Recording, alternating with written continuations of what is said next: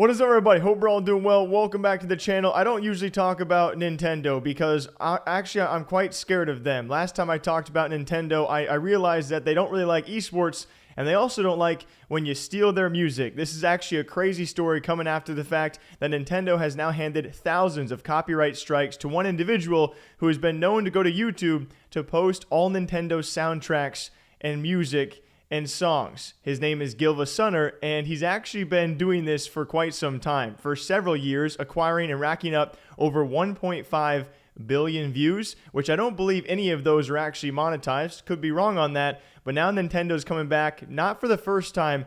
They've actually done this a few times. Back in 2019, 2020, and now 2022, they're starting off this year nice and ripe with striking him yet again. And it might be the last time. As you can actually see back in 2019 where he first said game over and showcasing all of the copyright strikes that Nintendo had sent him. In that thread back in 2020, he adds on saying, "Hi all, an update to this. As of a few hours ago, the soundtracks for Super Mario 64, Ocarina of Time, and Mario Kart Wii have been blocked in its entirety on YouTube by Nintendo JP. I'll keep you posted if more claims come in." And he continues down the entire thread, keeping people updated and posted on what soundtracks and songs are actually being live copyright struck and being taken down or having claims on them. And the thread keeps on going and going. And this is around the time where he first starts getting pressed a little bit for, hey, what are you doing, right? You're posting soundtracks and songs that clearly you don't own the rights to, in which he backs up and says, hey, I'm just doing this so people have access to the music that they truly love, the soundtracks that they truly want to hear. And like I said before, I don't think there was any monetary benefit. Obviously, there's some, notoriety, there's some viewership there, but, with these claims, and most likely with songs, they were not monetized. But yeah, a lot of points out there pointing to the fact that he was not the owner.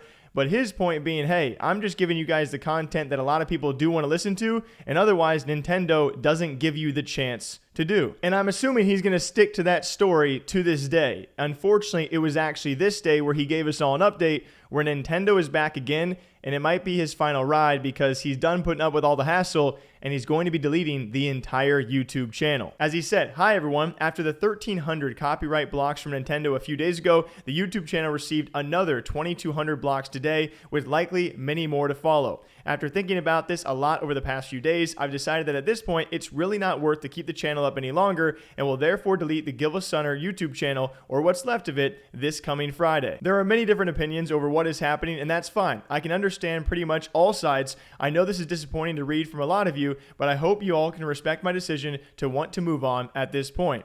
I want to thank you all for the 11 plus years of support, or more of you if you follow me before the account, and the many nice messages you share with me. It's been truly amazing to see the VGM scene grow so much. Please keep supporting the composers and the community. And there were, again, a lot of diverse opinions on this. I think what I am gathering is, there's people out there that hate on this because, yeah, it's Nintendo's music, it's Nintendo's soundtracks, you do not own it, and thus you should not have the right to gain anything from it, especially posting it to a YouTube channel and racking up over 1.5 billion views. I can understand where Nintendo might be coming from, saying, hey, that's our property. You might not be monetizing it off of AdSense, but who knows what else you're pushing, and you are benefiting clearly more than we are, so I can understand that. You flip the coin, though, on the opposite side, and you have some diehard fans, clearly.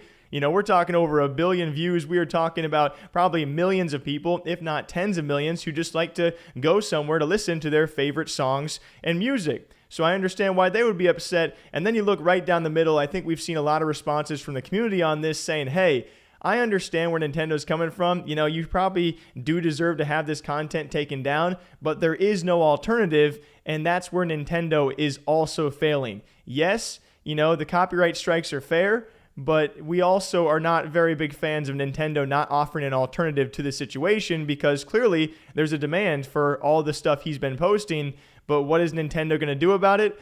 And I think we all know, if you have ever really read up on Nintendo, or especially the esports side of things, we know that it's just, they probably don't give a frick. This is a company who is doing just fine without having to deal with this kind of situation, and they probably would much rather have an intern or some lower level employees just striking the channel down than having to go figure out some sort of solution to a problem that they probably don't even recognize as one, right? They're doing just fine without publishing any of those soundtracks or that music or allowing it to be listened to by the public at a frequent rate, like posting it on YouTube.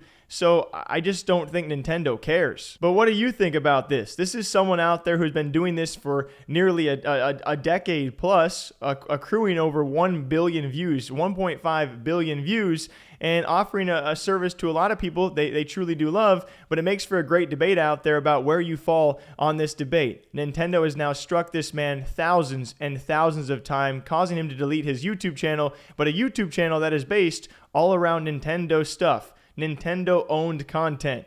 So what do y'all think about it? So next time, do me a favor. Drink a big old cup of coffee. Bring some water in there and chug that too. All right? Okay. Bye.